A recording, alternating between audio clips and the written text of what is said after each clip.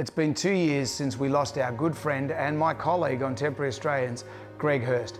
Greg did a lot of great work for the community, particularly the homeless in Parramatta. So it was only fitting that we made a special tribute to Hirsty on his 2-year anniversary of his passing, with a special bench in Silverwater Park, with a dedication by none other than the Mayor and some close selected friends. Have a look. The day, like any other good day, kicked off with a ride. Around 100 bikers gathered at McGrath's Hill Macca's from all parts of the motorcycling community, including Christian, military, emergency service and social clubs, as well as friends and social riders, all there to honour their mate Hirsty. After a few words from Brunt of Brotherhood CMC, the ride was underway. It was a beautiful day, so of course we rode the back streets. We kept a moderate pace through mostly rural suburbs, regrouping a couple of times so that we could all arrive together at Silverwater Park. For 23 years, Greg Hirsty ran the Silverwater Street and Custom Motorcycle Show at Silverwater Park. It was an annual event marked on the calendars of many a Sydney biker. So what better venue than this to honour Hirsty for all of his outstanding community work? Now let me tell you that Greg Hirsty was a husband, a father, a biker, a promoter of the positives of motorcycling culture. He was also an advocate for motorcycle safety, as well as for people on the fringes of society, especially homeless persons and young people. And he passed away on Tuesday, the 6th of June, just 2 years ago due to complications after surgery. But with the generous support from Parramatta City Council, today we're going to be unveiling a plaque which has been installed to recognize and to honor Hirsty's contributions to this community, indeed to this country. So why don't we start off with a song from Steve Stokes, who's a lead singer of Chuck's Wagon and a favorite and a friend of Brotherhood CMC, and it can be seen at many of our events. Thanks a lot, Steve. Pay yourself, you know it's a must. You gotta have a friend in Jesus, so you know that when you die, we're gonna recommend a beard in the sky. Our first speaker is welcome up Mrs. Colleen Hirst, who is going to speak to Greg's life from a family perspective. Thank you, Colleen. Hi, you would think I'm going to have all the juicy gossip from a wife's perspective, but I'm not. I'm only going to say nice things. So I just want to thank everyone for being here. Welcome everybody. And special welcome to the Lord Mayor of Parramatta, Andrew Wilson, and special welcome to Julie Owens, Federal Member of Parramatta, and a special welcome to every other honoured guest here. That would be every one of you. You know, I thank you for coming today to honour my husband, Greg Hirsty, known to most of you as Hirsty. It's good for me, for our family, for all of us to remember him and everything that he's done.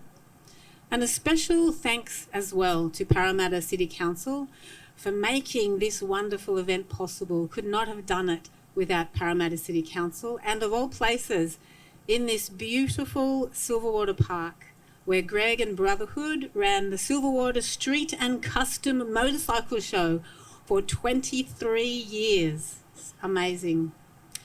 You know, Greg would be very humbled and very surprised by this gathering, by all of this fuss, because he wasn't someone that ever sought accolades or praise or personal acknowledgement. That wasn't Greg's style at all. Greg was very God-focused in everything that he did, and he worked hard to make a difference in people's lives and to make a difference in the heart of the community. Greg was a change maker, and he worked at the grassroots for as long as I've known him. He advocated against injustice. He stood up for the oppressed. He worked to make a difference. He was a political activist, but he was also a loving husband and a loving father. You know, I was with Greg for 40 years. I've walked a road, walked a journey with Greg, and it's been a privilege. Some of the things that Greg's done over this time, he's co-founded many things. 1977, he co-founded Brotherhood Christian Motorcycle Club. Same year, he co-founded a drug and alcohol street youth work crisis accommodation unit in North Parramatta. 1979, he co-founded Christian Motorcycle Association. 1981, he co-founded Street Level Christian Community, and the list goes on. 91, he organised a concert with Midnight Oil to raise money for the homeless in Parramatta. 85, he was involved in the inaugural blanket runs into Parramatta. Greg helped bring Homeless Persons Week into Parramatta. He's been involved in organising the celebration of Australian motorcycle events. He's been involved in the United Motorcycle Council. He's been involved in the Combined Christian Clubs gatherings. Greg's been an advocate from day one. He's also written 2 books. He has a TV series that reached 6 seasons called Temporary Australians. We've got some of the DVDs here. And a special shout out to Brendan Jones, wonderful Jonesy, who was Greg's co-host in Temporary Australians. And he really does deserve an acknowledgement because it was a labour of love. Neither Greg nor Jonesy ever earned a single cent, but they did it for the love of motorcycling. And it really was a privilege. Greg felt very honoured that you supported him in that. Greg had a radio show. He wrote for The Advertiser, had a stint with Daily Telegraph, and wrote for Live to Ride as well. The list goes on. Greg did so many different things. But you know, the most important, most remarkable, most life-changing thing he ever co-founded, the most important thing that he ever helped to develop was the Hirst family. Greg and I have 5 children together. We have 2 beautiful grandchildren that Greg never had the privilege of meeting. Greg loved his kids. He was so proud of them. He was a loving dad and a loving husband.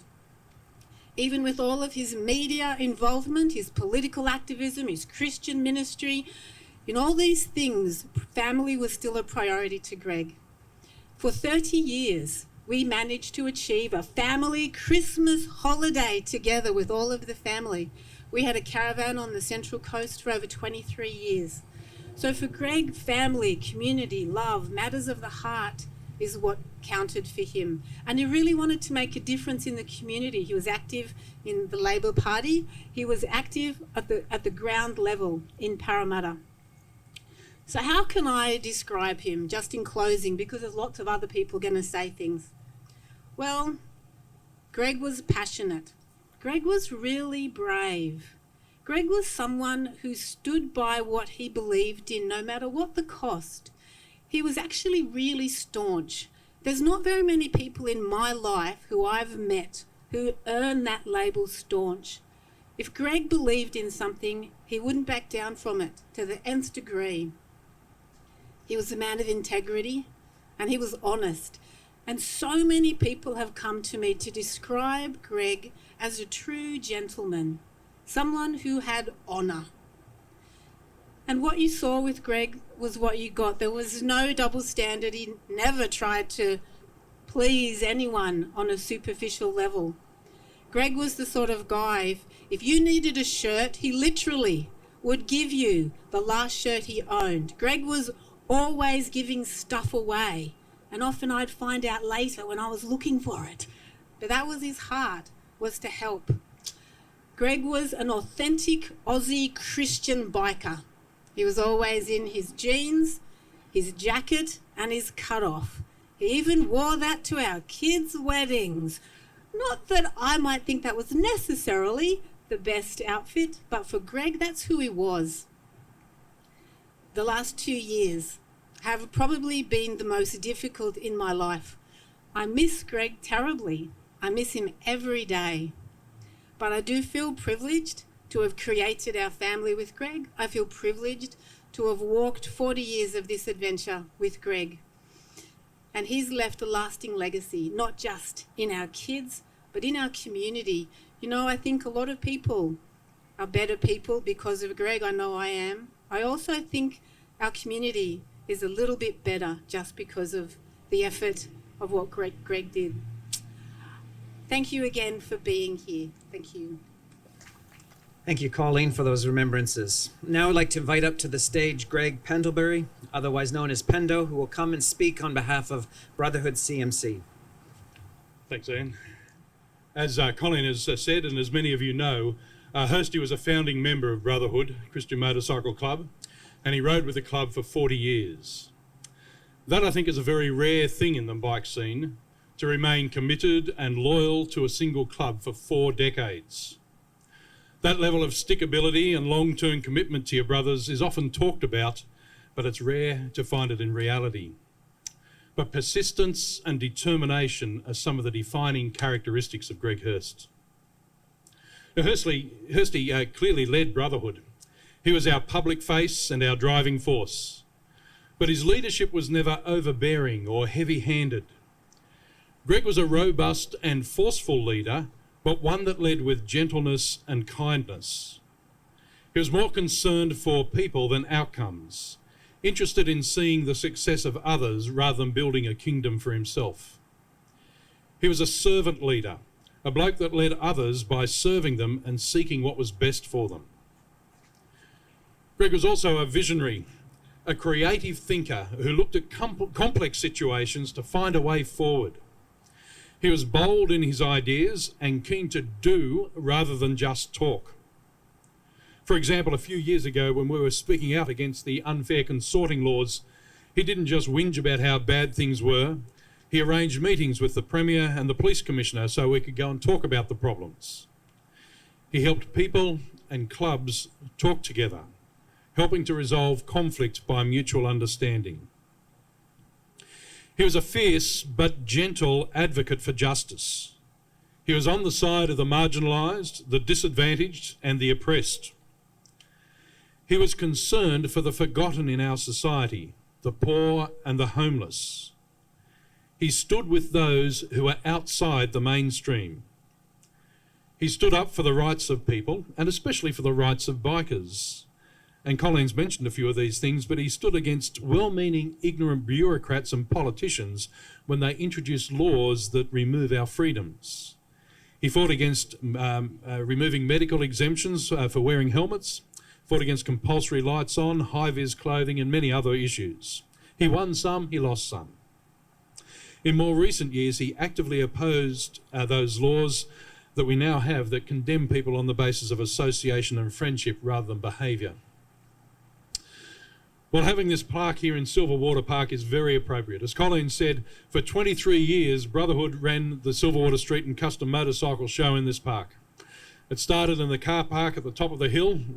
It's now a concrete plant, but it very quickly outgrew that. Hirsty devoted a good chunk of his life every year to organising that show, getting sponsors on board, negotiating with council and insurers, enthusing and getting a whole bunch of people to support and help. And they did it out of their love and respect that they had for Greg. Each year was difficult. He never knew whether we would cover costs, and he put his bike on the line more than once to guarantee that all our suppliers got paid. So what drove all this energy and goodness? Why would he bother putting up with being ridiculed, the hard work, misunderstandings and various forms of trouble? Did he benefit personally in any way? Well, I do think he found satisfaction in all this, but he got no tangible benefit. He didn't do it to become rich or famous or respected. To understand and appreciate Hirsty, you need to understand the God he served. All this hard work, all this care for people, all this pursuit of justice flowed out of his relationship with God. Hirsty knew that he was right with God because Jesus had died in his place, and that made a huge difference to him. Jesus was the foundation of his relationship with God, not his own goodness. But because Hirsty knew that God loved him and valued him, he knew that God loves and values other people too. He loves and values bikers and homeless people, in fact everyone on the planet, even the people society finds ugly or inconvenient. And he desperately wanted everyone to know that truth too. He didn't shove it down your throat, but he was always up for what he called a God talk, especially with bikers or others who seemed to be excluded from traditional church. All the things Greg did was centred around telling people that God loved them, that God wants to draw them into his family, and that Jesus opened the way for all people to turn from being God's enemies so that they can be right with him. I reckon if you truly want to remember and honour Hirsty today, what he would love you to do is to check out Jesus. Following Jesus was the most important thing in Hirsty's life, and to get right with God will be Hirsty's deepest desire for everyone here today. Thank you, Pendo, very much for your words. And next we have Brendan Jones, otherwise known as Jonesy, whose voice you might recognize from the Jonesy and Amanda show on WSFM radio, but whose face you might recognize from Temporary Australians, which he co-hosted with Hirsty for many years. Thank you, Brendan. Thank you, everyone, for coming. I've got some quotes from the Bible that I'm now going to read you. I've got about 50. No, I'm just joking. I did that for, Hirsty loved my sense of humour when it came to the religious stuff, because we used to always say, we talked about Temporary Australians, and the TV show, everyone says to you, why don't you make a motorbike show about bikes? And it seems quite simple, but it's a lot harder than that. TV executives don't like shows about motorcycles, and we went to pretty much every TV executive from 7 to 9 to 10 to SBS through to community TV. And Hirsty was that tenacious. And whenever I'd get to a point where I'd say, mate, we're flogging a dead horse, Greg, it's over, it's not going to happen, he'd go, sorry, Jonesy, my dodgy ear's playing up, I can't hear. What did you say? And I'd say, well, I'll go and talk to someone at 10. And so we ended up getting the show on 10, and the problem with it became too successful. And for some reason, 10 let us run the show for free. And then all of a sudden they thought, hang on, you guys are making money out of this. We weren't really, we were just covering what the sponsors were getting, but they were looking at the numbers, and it was rating quite well. And then all of a sudden they went from we didn't have to pay anything to all of a sudden they wanted like close to $5,000 an episode, which made it prohibitive. And so once again, you'd sort of give up, you'd say, okay. And then he'd say, sorry, mate, I can't hear what you're saying. And I'd say, I'll talk to someone at 7 and see how we go. So it went on like through that, and to see the legacy of Temporary Australians, to see that it's still going. And Greg was really excited about continuing the show. And I saw him a few weeks before he died, and we were really into the show. And I really thank him for pushing me to push further. And I use that in my life as I go on. And his advocacy as well, when I look for what he did, as we talked about with helmet exemption, lights on rules, the anti-association laws. Recently, I don't know if you guys are aware of this, but someone in the transport department has been trying to push a 0 blood alcohol content level for motorcyclists. I don't know how many of you guys know this. And what we've got is high up in the cops, as they've said, no, well, that's not going to happen. That's a dumb law. It's because of Greg Hirst and that relationship that he put with the hierarchy. We can thank him for that. So this is great. I love being here in Silverwater. The Lord loves Greg. Look at this day. It's beautiful. And it's just so fitting that there's a park bench that's going to be attributed to him. I miss you, Hirsty, every day, and I thank you for making me a better person. Now, our next speaker is Julie Owens, federal member for Parramatta, who worked with Greg for many years and supported many of his efforts in the area round about us here. He's going to come and speak on the homelessness advocacy that Greg did. Thank you, Julie. I sat down yesterday and again this morning trying to write down what I was going to say today, and I ended up with a piece of paper with one sentence across the top which said, what is it about Greg? And then I sat there for a while trying to work out what it was about Greg, or what it is about Greg for me still, that made us all do whatever Greg asked us to do. And here you are all here still doing exactly what Greg asked us all to do. In my job, I meet many people, and I meet the best people. I meet people who come to my office who are filled with passion. They want to make the world better. But there are still very few of them that are so clear in their character and in their vision that you just say yes, because you know that what they're asking you to do is backed with a life of service. Bernie Banton, the asbestos campaigner, was one, and Greg Hirst is another. And I can't really think of any others, and I did ponder it for quite a while. Just two of all the people that I've met who don't have an elevator pitch where they come to you and sell you something in 30 seconds like the entrepreneurs talk about, but who actually pitch with their whole life, who put their life into service in such a way that when they ask you to do something, you know you are contributing to a far greater good than what you're doing yourself. And Greg was absolutely one of those. And Greg asked often. He'd come to my office with a list I'd forgotten he was a branch member, by the way, because he never came as a branch member. He just came as Greg Hirsty. And he'd come with a list. Julia, will you go to Krispy Kreme's and ride on the back of the bike? Yes, Greg. Will you speak at the opening of Homelessness Week? Yes, Greg. Will you speak to the Shadow Attorney General about the bikie association laws? Yes, Greg.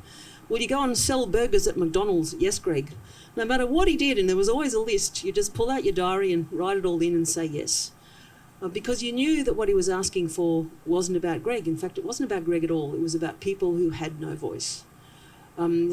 He was an advocate for people who had no voice at all. And I know that many times the role that he played in working with the homeless was simply to be there, to see them for who they were, to make them stronger because someone saw them. It's an extraordinary contribution that this man made every day of his life. And we all turn up for Greg. We all turn up every day. And all of us continue his work every day because Greg Hirsty came to us and asked. This bench here, for me, is going to be a really special place. It's not only is it in a beautiful place where we can all come and remember Greg, but it's a place for me to ponder that question that I started with yesterday morning when I tried to write this speech. What is it about Greg Hirsty? And I will come and sit here on this bench dedicated to Greg and ponder that question probably more than once. And if we all do that, we'll all be a little bit more like him. Thanks, Greg.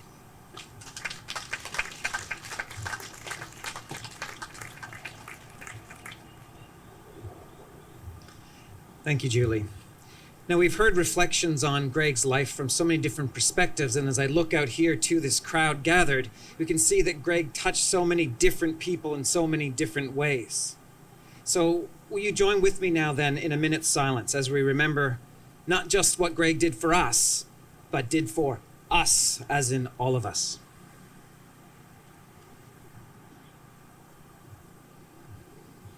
Now I'd like to invite up the Lord Mayor of Parramatta, Mr. Andrew Wilson, who will speak from a local contribution perspective and then will help us to unveil the plaque. Thank you, Andrew.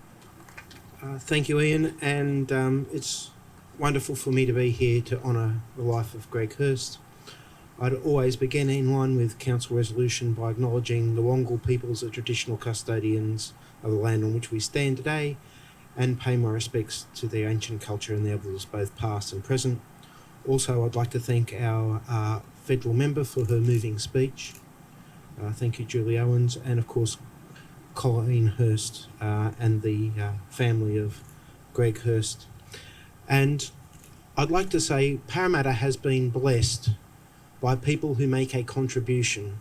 I recall recently I opened for another religious fellow, Greg Mackay, who did such a lot for the Ermington area. Before that, Michael Morn, who literally rebuilt a ground. Often these men are driven by their Christian faith, because we're told, what is faith without works? And Greg Hirsty, in having such a feeling for the people of the area and such a love of people, has been a proud citizen, and it is more than fitting that we pay him tribute today. And I would say to all of you that we can all take a leaf out of his book. Maybe we can't live a life where we can devote it 100% to people, but we can make life easier by contributing to those and making the road easier for those that do. And it is wonderful today that there will be this permanent record where people will be able to sit out and look at this lovely scene and remember a person who made a fantastic contribution to his local area. Thank you. He did talk to me about the God stuff when I was young, and I'm glad I made it back to the club before he passed. And my condolences to the family. He'll always be riding with me. It's a Rick Springfield song.